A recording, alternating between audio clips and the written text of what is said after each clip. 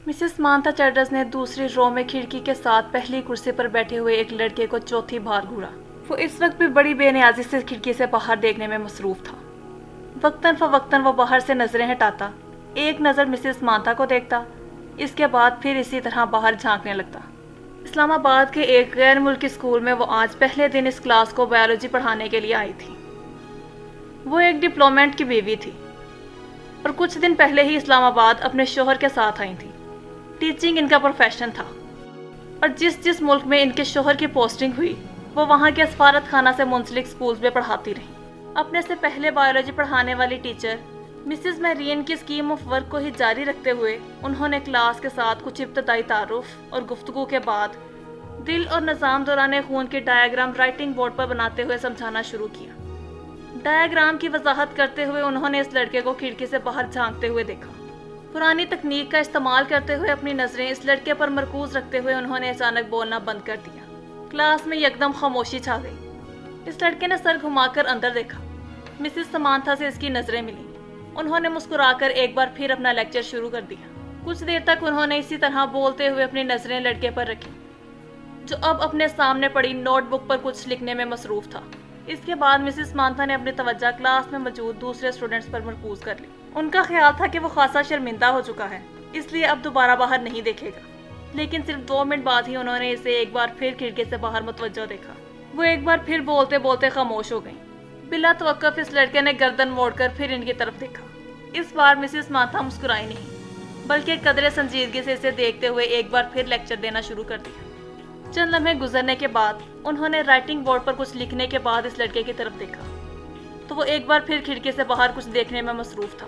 इस बार इनके चेहरे पर कुछ नाराजगी नमूदार हुई और वो कुछ झुंझलाते हुए खामोश हो गई। और उनके खामोश होते ही लड़के ने खिड़की से नजरें हटाकर उनकी तरफ देखा। इस बार लड़के के माथे पर भी कुछ शिकनें थीं। एक बार मिसेस मांथा को नागवारी से देखकर वो फिर खिड़की से बाहर देखने लगा। इसका अंदाज इस कदर तौहीन अमेज था कि मिसेस चैटर्स का चेहरा सुर्ख हो गया। सलार, तुम क्या देख रहे हो? उन्होंने सख्ती से पूछा। यकलफ्ज़ी जवाब आया, नथिंग।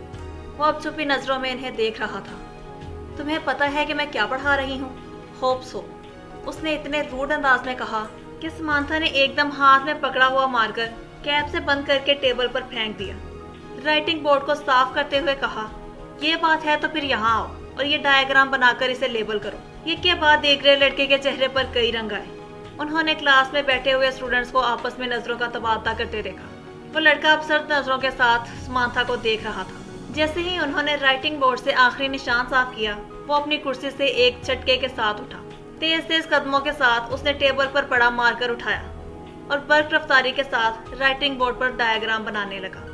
पूरे 2 मिनट 57 सेकंड के बाद उसने मार्कर पर कैप लगाकर उसे मेज पर इसी अंदाज में उछाला जिस अंदाज में समांथा ने उछाला था और उनकी तरफ देखे बगैर अपनी कुर्सी पर आकर बैठ गया। मिसेस मांथा ने इसे मारकर उछालते या अपनी कुर्सी की तरफ जाते हुए नहीं देखा। वो बेयकीनी के आलम में राइटिंग बोर्ड पर 3 मिनट से भी कम अरसे में बनाई जाने वाली इस लेबल डायग्राम को देख रही थी, जिसे बनाने में उन्होंने 10 मिनट लिए थे।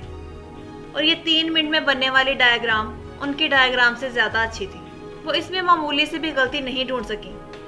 उन्होंने गर्दन मोड़कर इस लड़के की तरफ देखा तो वो फिर खिड़की से बाहर देख रहा था। वसीम ने तीसरी बार दरवाजे पर दस्तक दी। इस बार अंदर से उमामा की आवाज सुनाई दी। कौन है? उमामा, मैं हूँ, दरवाजा खोलो। वसीम ने दरवाजे से अपना हाथ हटाते हुए कहा। अंदर खामोशी छा गई। कुछ देर बाद लॉक खुलने की आवाज आई। वसीम ने दरवाजा खोल दिया। उमामा उसकी जानब पुश्त से अपने बेड की तरफ बढ़ी। तुम्हें इस वक्त क्या काम आन पड़ा है मुझसे? आखिर तुमने इतनी जल्दी दरवाजा क्यों बंद कर दिया? अभी तो सिर्फ 10 बजे हैं। वसीम कमरे में दाखिल होते हुए बोला, बस नींद आ रही थी। वो बेड पर बैठ गई। वसीम उसका चेहरा देखकर चौंक गया। तुम रो रही थी? बेख्तियार उसके मुंह से निकला। उमामा की आंखें सुर्ख और सूजी हुई थी और वो इससे नजरें चुराने की कोशिश कर रही थी। नहीं, रो नहीं रही थी, बस सर में कुछ दर्द हो रहा था। उमामा ने मुस्कुराने की कोशिश की। वसीम ने उसके पास बैठते हुए इसका हाथ पकड़कर टेम्परेचर चेक करने की कोशिश की। कहीं बुखार तो नहीं? उसने तशवीश भरे अंदाज में कहा और फिर हाथ छोड़ दिया। बुखार तो नहीं है? फिर तुम कोई टैबलेट ले लेती। मैं ले चुकी हूँ। अच्छा, तुम सो जाओ, मैं बातें करने आया था, मगर अब इस हालत में क्या बातें करूंगा तुमसे? वसीम ने बाहर की तरफ कदम बढ़ाते हुए कहा। उमामा ने उसे रोकने की कोशिश नहीं की। वो खुद भी उठकर इसके पीछे गई और वसीम के बाहर निकलते ही दरवाजे को फिर से लॉक कर लिया। बेड पर ऊंधे मुंह लेटकर उसने तकिए में मुंह छुपा लिया और एक बार फिर हिचकियों के साथ रो रही थी। 13 साल का वो लड़का इस वक्त टीवी पर म्यूजिक शो देखने में मसरूफ था। जब तैयबा ने अंदर झांका, बेयकीनी से उन्होंने अपने बेटे को देखा और फिर कुछ नाराजगी के आलम में अंदर चली आईं। ये क्या हो रहा है? उन्होंने अंदर आते ही कहा। टीवी देख रहा हूँ। लड़के ने टीवी से नजरें नहीं हटाई। तैयबा ने उसके सामने आते हुए कहा, सो व्हाट? लड़के ने इस बार कुछ खुफगे से कहा, टीवी देख रहा हूँ। फॉर गॉड सेक, तुम्हें एहसास है कि तुम्हारे पेपर्स हो रहे हैं? So what? तुम्हें इस वक्त अपने कमरे में किताबों के दरमियान होना चाहिए, ना कि यहाँ इस बेहुदा शो के सामने। तैयबा ने डांटा। मुझे जितना पढ़ना था मैं पढ़ चुका हूँ, आप सामने से हट जाएं। इसके लहजे में नागवारी आ गई। फिर भी उठो और अंदर जाकर पढ़ो। तैयबा ने इस तरह खड़े खड़े इससे कहा। ना मैं यहाँ से उठूंगा ना अंदर जाऊंगा। मेरी स्टडीज और पेपर्स मेरा मसला है, आपका नहीं। अगर तुम्हें इतनी परवाह होती तो तुम इस वक्त यहाँ बैठे होते। इसने तैयबा के जुमले को नजरअंदाज करते हुए बड़ी बदतमीजी के साथ हाथ से इशारा करते हुए कहा, स्टेप असाइड। आज तुम्हारे पापा आ जाएं तो मैं उनसे बात करती हूँ। तैयबा ने उसे धमकी देने की कोशिश की। अभी बात कर लें, क्या हो गया? पापा क्या कर लेंगे? जब मैं आपको बता चुका हूँ कि मुझे जितनी तैयारी करनी थी मैंने कर ली, तो फिर आपको क्या मसला है? ये तुम्हारे सालाना इम्तिहान है, तुम्हें इस बात का एहसास होना चाहिए। तैयबा ने अपने लहजे में नरमी करते हुए कहा, मैं कोई 2-4 साल का बच्चा नहीं हूँ कि मेरे आगे पीछे फिरना पड़े आपको।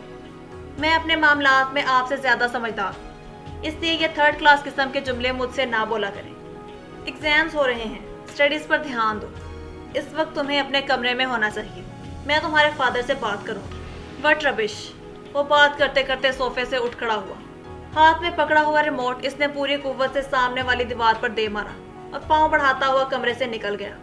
तैयबा बेबसी के आलम में इसे कमरे से बाहर निकलता हुआ देखती रही। फ्लोमेना फ्रांस ने अपने हाथ में पकड़े हुए पैकेट मेज पर रखते हुए एक नजर हॉल में दौड़ाई। पेपर शुरू होने में अभी 10 मिनट बाकी थे और हॉल में मौजूद स्टूडेंट्स किताबें, नोट्स और नोटबुक्स पकड़े तेजी से सफ़े आगे पीछे करते इन पर आखिरी नजरें डाल रहे थे। इनकी जिस्मानी हरकत से इनकी परेशानी और इज़्तिराब का इजहार हो रहा था। फ्लोमेना के लिए ये एक बहुत मानवस सीन था। फिर इनकी नजरें हॉल के तकरीबन दरमियान में बैठे सलार पर जा पड़ी। 25 स्टूडेंट में से इस वक्त वो वाहिद स्टूडेंट था जो इत्मीनान से अपनी कुर्सी पर टांग रखे बैठा था। एक हाथ में स्केल पकड़े आहिस्ता आहिस्ता इसे अपने जूते पर मारते हुए वो इत्मीनान से इधर उधर देख रहा था। फ्लोमेना के लिए ये सीन भी नया नहीं था। अपने 7 साल कैरियर में उन्होंने पेपर्स के दौरान सलार को इसी बेफिक्री और लापरवाही का मुजाहरा करते हुए पाया था। 9:02 पर उन्होंने सलार के पास से गुजरते हुए उसे ऑब्जेक्टिव पेपर थमा दिया। 30 मिनट बाद उसे वो पेपर उनसे ले लेना था। 9:10 पर उन्होंने सलार को अपनी कुर्सी से खड़ा होते हुए देखा। इसके खड़े होते ही हॉल में इससे पीछे मौजूद तमाम स्टूडेंट्स ने सर उठाकर इसके तरफ देखा। वो पेपर हाथ में लिए फ्लोमेना फ्रांस की तरफ जा रहा था। फ्लोमेना के लिए ये सीन भी नया नहीं था। वो पहले भी यही देखती आई थी। 30 मिनट में हल किया जाने वाला पेपर वो 8 मिनट में हल कर इनके सर पे खड़ा था। पेपर को दोबारा देख लो, उन्होंने ये जुमला इससे नहीं कहा। वो जानती थी कि इसका जवाब क्या होगा। मैं देख चुका हूँ। वो अगर इसे एक बार फिर पेपर देखने पर मजबूर करती तो वो हमेशा की तरह पेपर ले जाकर कुर्सी के हत्थे पर रख देता और बाजू लपेट कर बैठ जाता। इन्हें याद नहीं था कि कभी इसने इनके कहने पर पेपर को दोबारा चेक किया हो, और वो ये भी तसल्ली करती थी कि उसे इसकी ज़रूरत भी नहीं थी। इसके पेपर में किसी एक भी गलती का ढूंढना बहुत मुश्किल काम था। उन्होंने एक हल्की सी मुस्कुराहट के साथ इसके हाथ से पेपर पकड़ लिया। तुम जानते हो सलार, मेरी जिंदगी की सबसे बड़ी तमन्ना क्या है? उन्होंने पेपर पर नजर डालते हुए कहा कि मैं तुम्हें 30 मिनट का पेपर 30 मिनट के बाद सबमिट करवाते हुए देखूं। वो उनकी बात पर खफीफ से अंदाज में मुस्कुराया। आपकी ये ख्वाहिश इस सूरत में पूरी हो सकती है मैम कि अगर मैं ये पेपर 150 साल की उम्र में हल करने बैठूं। नहीं, मेरा ख्याल है 150 साल की उम्र में भी तुम ये पेपर 10 मिनट में ही कर लोगे। इस बार वो हंसा और वापस मुड़ गया। फ्लोमेना ने एक नज़र उसके पेपर के सफ़ात को उल्ट पलट कर देखा।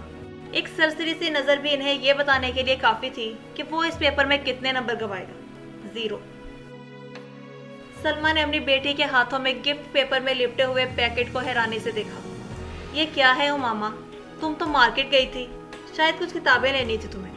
हाँ अम्मी, मुझे किताबें ही लेनी थी, मगर किसी को तोहफे में देने के लिए। किसको तोहफा देना है? وہ لاہور میں ایک دوست ہے میری، اس کی سالگرہ ہے، اس کے لیے خریدا ہے۔ کورئر سروس کے ذریعے بھجوا دوں گی کیونکہ مجھے تو ابھی یہاں رہنا ہے۔ لاؤ پھر مجھے دے دو یہ پیکٹ، میں وسیم کو دوں گی، وہ بھجوا دے گا۔ نہیں امی، میں ابھی نہیں بھجواؤں گی، ابھی اس کی سالگرہ کی تاریخ نہیں آئی۔ سلمیٰ کو لگا جیسے وہ ایک دم گھبرا گئی ہو۔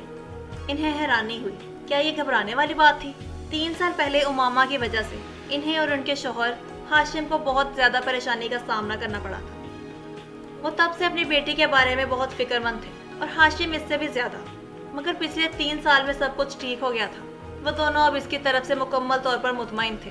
وہ جانتی تھی کہ امامہ عزت کو پسند کرتی ہے، اور صرف وہی نہیں، عزت کو کوئی بھی پسند کر سکتا تھا۔ وہ ہر لحاظ سے ایک اچھا لڑکا تھا۔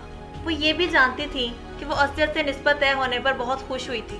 عزت اور اس کے درمیان پہلے بھی خاصی دوستانہ بے تکلفی تھی، مگر بعض دفعہ انہیں لگتا جیسے وقت گزرنے کے ساتھ ساتھ وہ بہت چپ ہوتی جا رہی ہے۔ وہ پہلے ایسی نہیں تھی، مگر اب وہ اسکول جانے والی بچی بھی تو نہیں رہی، میڈیکل کالج کی اسٹوڈنٹ ہے، پھر وقت بھی کہاں ہوتا ہے اس کے پاس۔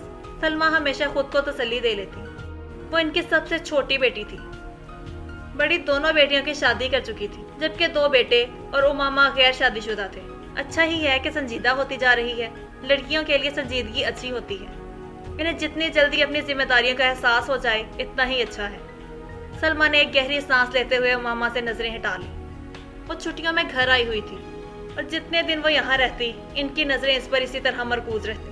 پتہ نہیں یہ ساجد کہاں رہ گیا، جو بھی کام اس کے ذمہ لگاؤ بس بھول ہی جاؤ۔ انہیں اچانک ملازم کا خیال آیا جس کے پیچھے وہ لاؤنج میں آئی تھی۔